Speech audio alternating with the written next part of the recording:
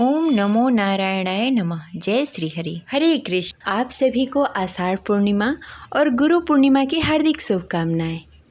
आज भक्तगण पूरी श्रद्धा और भक्ति के साथ सुनेंगे श्री सत्यनारायण व्रत कथा। तो प्रेम से बोले सत्यनारायण भगवान की जय, गौरी पुत्र गणेश की जय। एक समय की बात है, नैमिषारण्य तीर्थ में सैनिक आदि 88,000 ऋषियों ने श्री सूत जी से पूछा, हे प्रभु, इस कलयुग में वेद विद्या रहित मनुष्य को प्रभु शक्ति किस प्रकार मिल सकती है तथा उसका उद्धार कैसे होगा। हे मुनि श्रेष्ठ, कोई ऐसा तप बताएं जिससे थोड़े समय में ही पुण्य मिले और मनवांछित फल की प्राप्ति हो।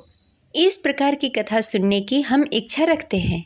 सर्वशास्त्रों के ज्ञाता श्री सूत जी बोले, हे वैष्णव पूज्य, आप सभी ने प्राणियों के हित की बात पूछी है, इसलिए मैं एक ऐसे श्रेष्ठ व्रत को आप लोगों को बताऊंगा जिसे नारद जी ने लक्ष्मी नारायण से पूछा था और लक्ष्मीपति ने मुनि श्रेष्ठ नारद जी से कहा था। आप इसे ध्यानपूर्वक सुनिए। एक समय की बात है, योगी राज नारद जी दूसरे के हित की इच्छा के लिए अनेकों लोकों में घूमते हुए मृत्यु लोक में आ पहुँचे। यहाँ उन्होंने अनेक योनियों में जन्मे प्रायः सभी मनुष्य को अपने कर्मों द्वारा अनेक दुखों से पीड़ित देखा।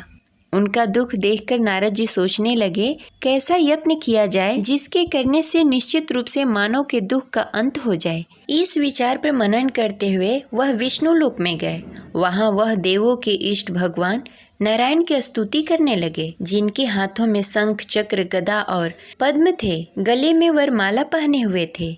स्तुति करते हुए नारद जी बोले, हे भगवान, आप अत्यंत शक्ति से संपन्न हैं। मन तथा वाणी भी आपको नहीं पा सकती है।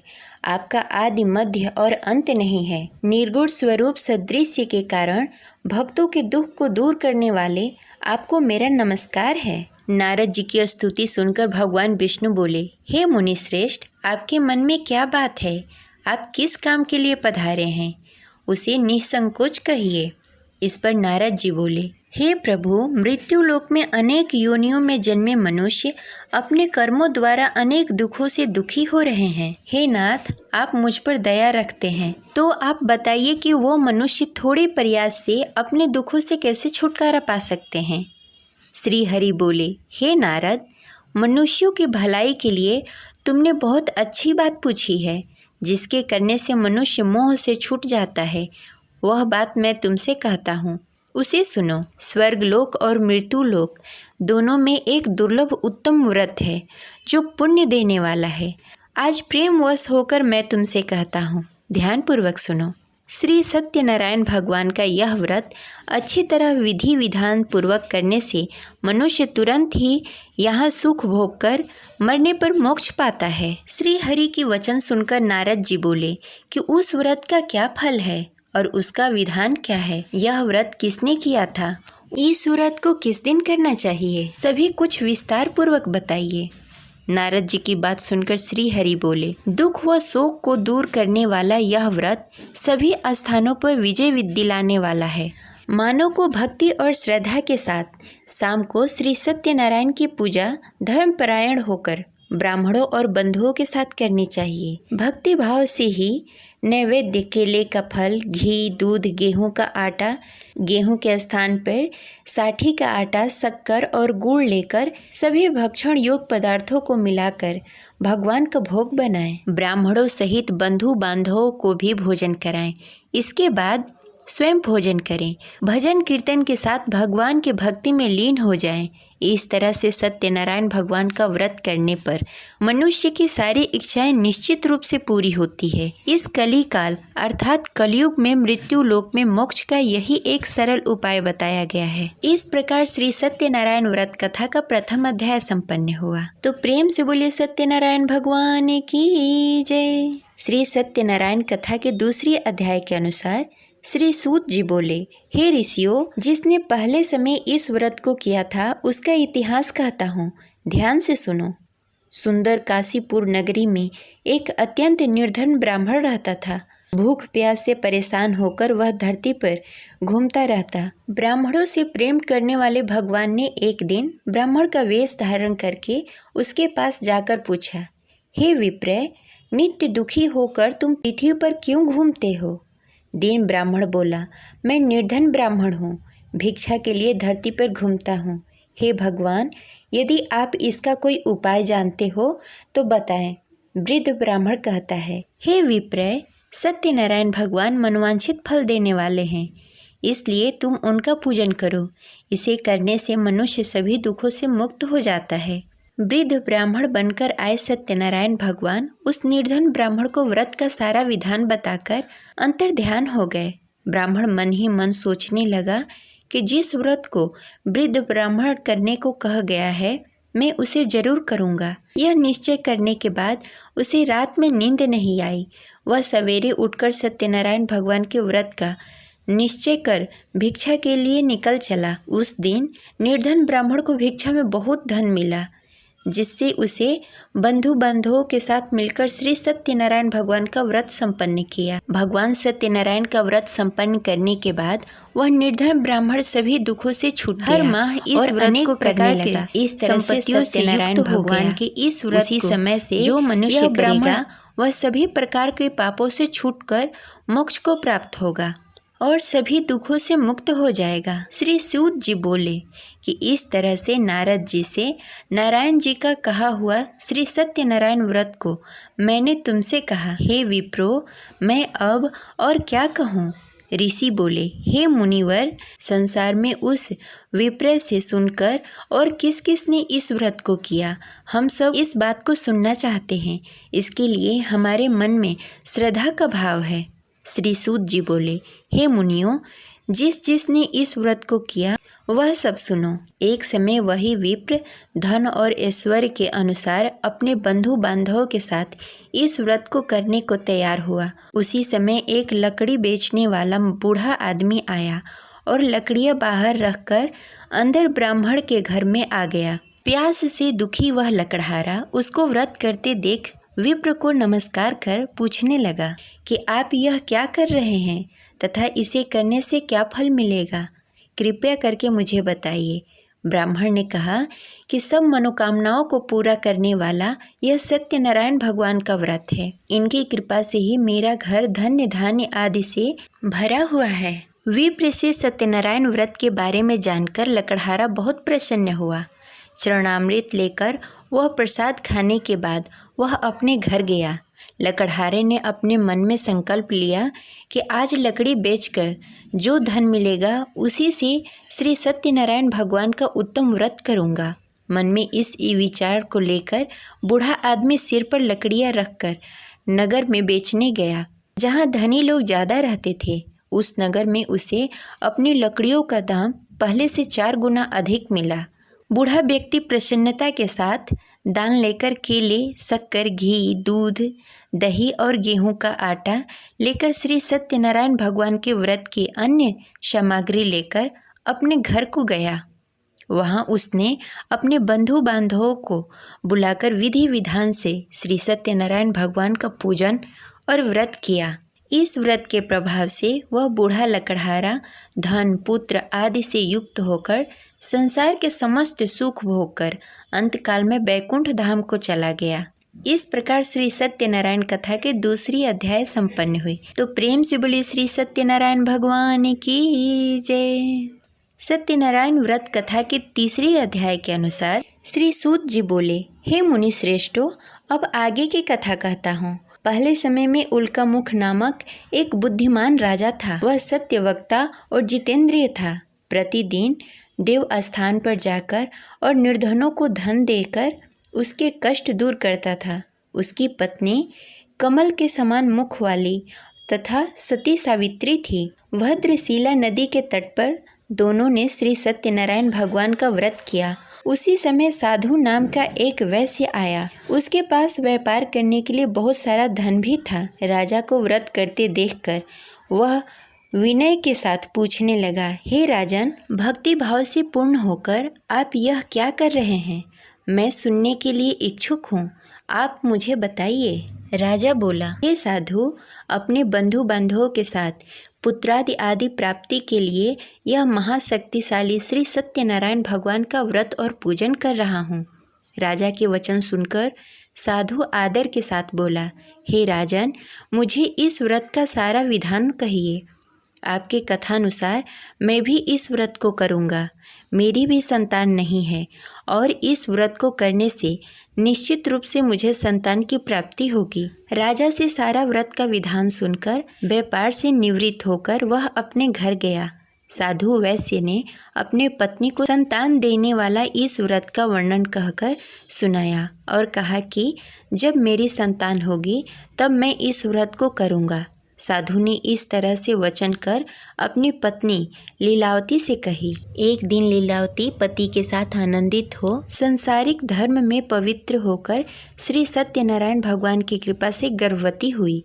10वें महीने में उसके गर्भ से एक सुंदर कन्या ने जन्म लिया। दिनों दिन वह ऐसे बढ़ने लगी जैसे शुक्ल पक्ष का चंद्रमा बढ़ता है।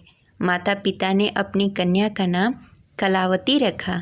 एक दिन लीलावती ने मीठे शब्दों में अपने पति को याद दिलाया कि उसने सत्यनारायण भगवान की जिस व्रत को करने का संकल्प लिया था उसे करने का समय आ गया है। आप इस व्रत को करिए। साधु बोला कि हे प्रिय, इस व्रत को मैं उसके विवाह पर करूँगा। इस प्रकार अपनी पत्नी को आश्वासन देकर वह नगर को चला गया। कलावती पिता के घर में रहकर दिनों दिन बड़ी होने लगी। साधु ने एक बार अपनी कन्या को अपने नगर की सखियों के साथ खेलते हुए देखा तो तुरंत ही दूत को बुलाया और कहा कि मेरी कन्या योग वर देखकर आओ। साधु की बात सुनकर दूत कंचन वन में पहुंचा। वहां अच्छी तरह से देख सुनकर लड़की के सुयोग वाड़िक पुत्र को ले आया। सुयोग लड़के को देखकर साधु ने बंधु बांधवों को बुलाकर अपनी पुत्री का विवाह कर दिया। लेकिन दुर्भाग्य की बात यह है कि साधु ने अभी भी श्री सत्यनारायण भगवान का व्रत नहीं किया। इस पर श्री भगवान क्रोधित हो गए और श्राप दिया कि साधु अत्यधिक दुख से मिले। अपने कार्य में कुशल साधु बनिया जमाई को लेकर समुद्र के पास स्थित होकर रत्नसारपुर नगर में गया। वहां जाकर दामाद और ससुर दोनों ने मिलकर चंद्रकेतु राजा के नगर में व्यापार करने लगे। एक दिन भगवान श्री सत्यनारायण की माया से एक चोर राजा के घर राजा का धन चुराकर भाग गया। उसने राजा के सिपाहियों को अपना पीछा करते देख चुराया हुआ धन वहां रख दिया जहां साधु अपने जमाई के साथ ठहरा हुआ था। राजा के सिपाहियों ने साधु वैश्य के पास राजा का धन पड़ा देखा तो वह ससुर और जमाई दोनों को बांधकर प्रसन्नता से राजा के पास ले गए और कहा कि उन दोनों चोरों को हम पकड़ लाए हैं, आप आगे की कार्रवाई की आज्ञा दीजिए। राजा की आज्ञा से उन दोनों को कठिन कारावास में डाल दिया गया और उसका सारा धन भी उससे छीन लिया गया। श्री सत्यनारायण भगवान के श्राप से साधु की पत्नी भी बहुत दुखी हुई। घर में भी धन सारा खत्म हो गया। उसे चोर चुरा ले गए। शारीरिक तथा मानसिक पीड़ा और भूख प्यास से अति दुखी होकर अन्न की चिंता में कलावती एक ब्राह्मण के घर गई। वहां उसने श्री सत्यनारायण भगवान का व्रत होते हुए देखा। फिर कथा भी सुनी। वह प्रसाद ग्रहण कर रात को घर वापस आई। माँ ने कलावती से पूछा कि हे पुत्री, अब तक तुम कहाँ थी? तेरे मन में क्या है? कलावती ने अपनी माँ से कहा कि हे माँ, मैंने एक ब्राह्मण के घर श्री सत्यनारायण भगवान का व्रत देखा। कन्या के वचन सुनकर लीलावती भगवान के पूजन की तैयारी करने लगी। लीलावती ने परिवार और बंधुओं सहित श्री सत्यनारायण भगवान का पूजन किया और उससे वर मांगा कि मेरे पति और जमाई शीघ्र घर आ जाएं। साथ ही यह भी प्रार्थना की कि हम सबके अपराध को क्षमा कीजिए। श्री सत्यनारायण भगवान इस व्रत से संतुष्ट हो गए और राजा चंद्रकेतु के सपने में दर्शन देकर कहा कि हे राजन, तुम उन दोनों वैश्यों को छोड़ दो और तुमने जो उसका धन लिया है उसे वापस कर दो। अगर तुमने ऐसा नहीं किया तो मैं तुम्हारा धन, राज्य, संतान सभी को नष्ट कर दूंगा। राजा को यह सब कहकर भगवान अंतर ध्यान हो गए। प्रातःकाल सभा में राजा ने अपना सारा सपना सबको सुनाया। फिर बोले कि वड़िक पुत्रों को कैद से मुक्त कर सभा में लाओ। दोनों ने आते ही राजा को प्रणाम किया। राजा मीठी वाणी में बोला कि हे महानुभाव, भाग्यवश ऐसा कठिन दुख तुम्हें प्राप्त हुआ है, लेकिन अब तुम्हें कोई भय नहीं है। ऐसा कहकर राजा ने उन दोनों को नए वस्त्र आभूषण भी पहनाए और जितना धन उनका लिया था उसे दुगना धन वापस कर दिया। दोनों वैश्य अपने घर को चले गए। इस प्रकार सत्यनारायण व्रत कथा की तीसरी अध्याय संपन्न हुई। तो प्रेम से बोलिए भगवान सत्यनारायण की जय। सत्यनारायण कथा के चौथे अध्याय के अनुसार सूत जी बोले, वैश्य ने मंगलाचार कर अपनी यात्रा प्रारंभ की और अपने घर की ओर चल पड़ा। उसके थोड़ी दूर जाने के बाद एक दंडी वेशधारी श्री सत्यनारायण ने उससे पूछा, हे साधु, तेरे नाव में क्या है? अभिवाड़िक वड़िक हंसता हुआ बोला, हे दंडी, आप क्यों पूछते हैं? क्या धन लेने की इच्छा है? मेरे नाव में तो बेल और पत्ते भरे हुए हैं। वैश्य के कठोर वचन सुनकर भगवान बोले, तुम्हारा वचन सत्य हो। दंडी ऐसे वचन कह वहाँ से दूर चले गए। कुछ दूर जाकर समुद्र के किनारे बैठ गए। दंडी के जाने के बाद साधु वैश्य ने नित्य क्रिया के पश्चात नाव को ऊंची उठते देखकर अचंभा माना और नाव में बेल पत्ते आदि देखकर मूर्छित होकर जमीन पर गिर पड़ा। मूर्छा खुलने पर वह अत्यंत शोक में डूब गया। तब उसका दामाद बोला कि आप शोक न मनाएं, यह दंडी का श्राप है, इसलिए हमें उसके शरण में जाना चाहिए, तभी हमारी मनोकामना पूरी होगी। दामाद की बात सुनकर वह दंडी के पास पहुंचा और अत्यंत भक्ति भाव से नमस्कार करके बोला, मैंने आपसे जो असत्य वचन कहे थे उसके लिए मुझे क्षमा कर दें। ऐसा कहकर महान शोकातुल्य होकर रोने लगा। तब दंडी भगवान बोले, हे वड़िक पुत्र, मेरी आज्ञा से बार बार तुम्हें दुख प्राप्त हुआ है, तुम मेरी पूजा से विमुख हुआ। साधु बोला, हे भगवान, आपकी माया से ब्रह्मा आदि देवता भी अपने रूप को नहीं जानते, तब मैं अज्ञानी कैसे जान सकता हूँ? आप प्रसन्न होइए। अब मैं समर्थ के अनुसार आपकी पूजा करूँगा। मेरी रक्षा करो और पहले के समान नौका में धन भर दें। साधु वैश्य की भक्ति पूर्वक वचन सुनकर भगवान प्रसन्न हो गए और उसकी इच्छानुसार वरदान देकर अंतर्ध्यान हो गए।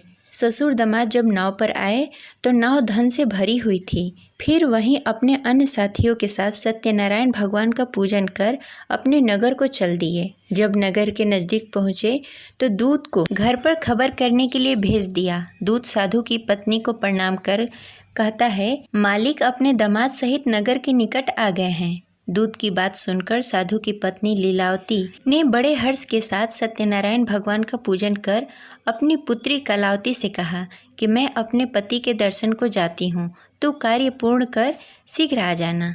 माता के ऐसे वचन सुनकर कलावती जल्द से प्रसाद छोड़कर अपने पति के पास चली गई। प्रसाद की अवहेलना के कारण श्री सत्यनारायण भगवान रुष्ट हो गए और नाव सहित उसके पति को नाव में डुबो दिया। कलावती अपने पति को ना पाकर रोती हुई जमीन पर गिर पड़ी। नौका को डूबा हुआ देखकर वह कन्या को रोता देख साधु दुखी होकर बोला कि हे प्रभु, मुझसे तथा मेरे परिवार से जो भूल हुई है उसे क्षमा करें। साधु की दीन वचन सुनकर श्री सत्यनारायण भगवान प्रसन्न हो गए और आकाशवाणी हुई, हे साधु, तेरी कन्या मेरी प्रसाद को छोड़कर आई है, इसलिए उसका पति अदृश्य हो गया है। यदि घर जाकर प्रसाद खाकर लौटती है तो उसे उसका पति अवश्य मिलेगा। ऐसी आकाशवाणी सुनकर कलावती घर पहुंचकर प्रसाद ग्रहण करती है और फिर आकर अपने पति के दर्शन करती है। उसके बाद साधु अपने बंधु बांधवों के सहित श्री सत्यनारायण भगवान की विधि विधान से पूजा करता है तथा इस लोक से सुख भोग कर अंत में स्वर्ग को जाता है। इस प्रकार सत्यनारायण व्रत कथा के चतुर्थ अध्याय संपन्न हुई। प्रेम से बोले श्री सत्यनारायण भगवान की जय। श्री सत्यनारायण भगवान के पंचम अध्याय के अनुसार श्री सूत जी बोले, हे ऋषियों, मैं और भी एक कथा सुनाता हूँ, उसे ध्यान पूर्वक सुनो। प्रजा पालन में लीन तुंग ध्वज नामक एक राजा था। उसने भी भगवान का प्रसाद त्याग कर बहुत दुख सहन किया। एक बार वन में जाकर वन्य पशुओं को मारकर वह बड़ के पेड़ के नीचे आया। वहाँ उसने ग्वालों को भक्ति भाव से अपने बंधुओं के सहित सत्यनारायण भगवान का पूजन करते देखा। अभिमानवश राजा ने उन्हें देखकर भी पूजा स्थान में नहीं गया, न ही उसने भगवान को नमस्कार किया। ग्वालों ने राजा को प्रसाद दिया, लेकिन उसने वह प्रसाद नहीं खाया और प्रसाद को वहीं छोड़कर अपने नगर को चला आया। जब वह नगर में पहुंचा तो वहां सब कुछ तहस नहस हो गया था। वह शीघ्र ही समझ गया कि यह सब भगवान ने ही किया है। वह दोबारा ग्वालों के पास पहुंचा और विधि पूर्वक पूजा कर प्रसाद खाया और श्री सत्यनारायण भगवान की कृपा से सब कुछ पहले की जैसा हो गया। दीर्घकाल तक सुख भोगने के बाद मरणों उपरांत उसे स्वर्गलोक की प्राप्ति हुई। जो मनुष्य परम दुर्लभ इस व्रत को करेगा वह श्री सत्यनारायण भगवान के अनुकंपा से उसे धन्य धान्य की प्राप्ति होगी, निर्धन धनी हो जाएगा और भय मुक्त होकर जीवन जीता रहेगा। संतानहीन मनुष्य को संतान सुख मिलेगा और सारी मनोकामनाएं पूर्ण होगी। मानव अंत काल में बैकुंठ धाम को जाएगा। श्री सूत जी बोले, जिन्होंने पहले इस व्रत को किया है अब उसके दूसरे जन्म की कथा कहता हूँ। वृद्ध सतानंद ब्राह्मण ने सुदामा का जन्म लेकर मोक्ष की प्राप्ति की। लकड़हारे ने अगले जन्म में निषाद बनकर मोक्ष प्राप्त किया। उल्का मुख नामक राजा दशरथ होकर बैकुंठ को गए। साधु नाम के वैश्य ने मोर ध्वज बनकर अपने पुत्र को आरे से चीरकर मोक्ष पाया। महाराज तुंग ध्वज ने स्वयंभू होकर भगवान के भक्ति युक्त होकर कर्म का मोक्ष पाया। इस प्रकार श्री सत्यनारायण व्रत कथा 5वां अध्याय संपन्न हुई। तो प्रेम से बोले श्री सत्यनारायण भगवान की जय।